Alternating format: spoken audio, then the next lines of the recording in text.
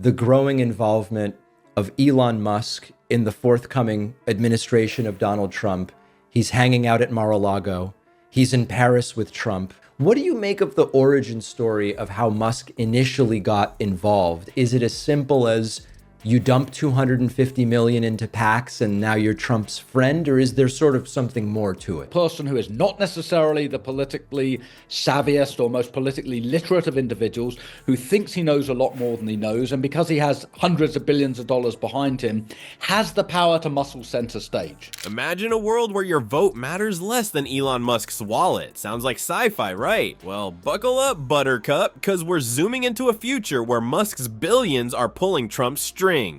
Before we move on, I'd like to ask you a small favor. If you appreciate this content, please take a second to like this video and subscribe to the channel. Over 98% of you watch the videos without subscribing. It costs you nothing, but it makes a huge difference to us. So did you click the subscribe button? Great. Thank you so much. Now back to the video. In this video, we're gonna spill the tea on how Elon's dropping a cool $250 million into Trump's piggy bank. In the context of Project 2025, do you see Musk's desires as serving the goals of Project 2025? As far as I can see, they're an uneasy partnership, and that goes way beyond Elon Musk. There are these different constituencies that Trump is bringing together that sit well at the moment because they're all about power. You've got the Elon Musk crowd, which is essentially these sort of techno-utopians who believe that you can blow up existing infrastructure and then replace it with this sort of high technology utopia. It's like they're playing Monopoly, but with real money and real consequences for us regular folks.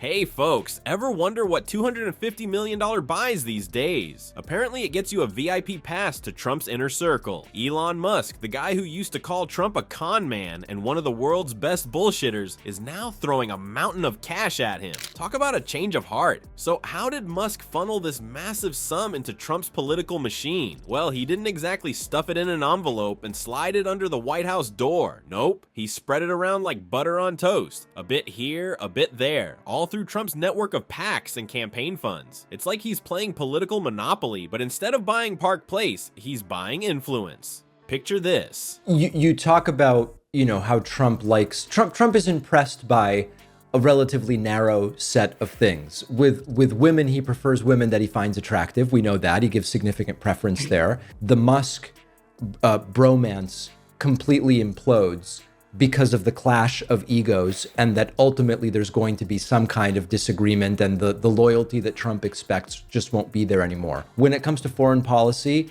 he seems quite smitten with more authoritarian strongman type leaders. I've spoken to a bunch of people kind of in my space who are convinced that within a year, Musk and Trump's first business meeting. I bet it was less handshakes, more fist bumps. Maybe they bonded over their love of Twitter, or their habit of saying whatever pops into their heads. Who knows, maybe they even compared hairstyling tips. But where's all this money really going? Hint, it's not to make America great again. It's lining the pockets of political operatives, funding ads that make Trump look like he's the second coming, and probably buying a whole lot of MAGA hats. It's like Musk is trying to turn the US into his own personal Disneyland, with Trump as Mickey Mouse. So what's Musk's endgame here? Spoiler, it's not just for fun. This isn't some billionaire's version of fantasy football. Musk is playing the long game, and he's already seeing returns on his investment. His companies are suddenly winning more government contracts than you can shake a stick at. Totally not suspicious, right? And get this, Musk is already throwing his weight around in policy discussions. He's criticizing the F-35 fighter jet program and calling to get rid of the Consumer Financial Protection Bureau. It's like he's got a shopping list of government agencies he wants to fix. And by fix, I mean benefit his companies. When Trump sort of befriends Musk and Musk befriends Trump over the last 3 years, it becomes this instant bro fest.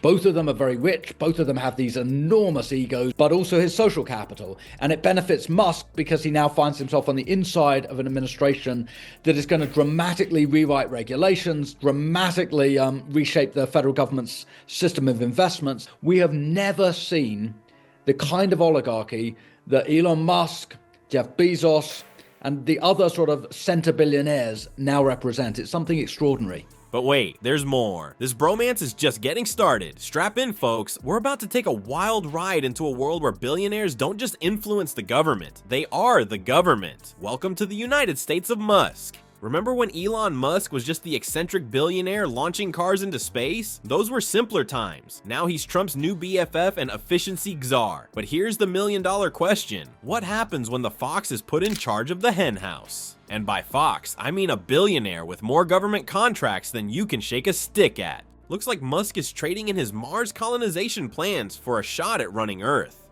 Trump's given him a fancy new title, Disruptor in Chief, or something equally ridiculous. It's like putting a kid in charge of a candy store, except the kid is a billionaire and the candy store is the entire US government. Now, here's where things get as fishy as a tuna factory. Musk, the guy who owns SpaceX and Tesla, is suddenly in charge of cutting government waste. It's like asking a fox to guard the chicken coop while wearing a bib. Talk about a conflict of interest. He's overseeing government spending while his companies are cashing in on government contracts. Nothing to see here, folks. And boy, does Musk have some brilliant ideas for trimming the fat. Replace all government vehicles with Teslas. Sure, why not? It's not like he has any stake in that company, right? Oh wait, next thing you know, he'll be suggesting we power the White House with Solar City panels and commute to Capitol Hill in boring company tunnels. Meanwhile, Musk's companies are winning more government contracts than a rigged carnival game. SpaceX, Tesla, you name it, they're all suddenly the government's new best friends. It's almost like having your finger on the button of government spending is good for business. Who would have thought? But why stop there? At this rate, we might as well rename NASA to SpaceX and call Musk the Secretary of Mars. Maybe we'll see the Department of Teslas or the Bureau of Boring Tunnels. The sky's the limit when you're playing government with house money. Musk's influence is already reshaping federal policies faster than you can say conflict of interest. He's criticizing defense programs, calling to axe consumer protection agencies, and probably figuring out how to classify Mars as a US territory. But here's the kicker. It's not just Musk. Trump's filling his cabinet with billionaires faster than you can say drain the swamp. It's like he misheard government of the people as government of the rich people. Welcome to America's new oligarchy, folks, where your net worth determines your say in how the country's run. Democracy? That's so last season.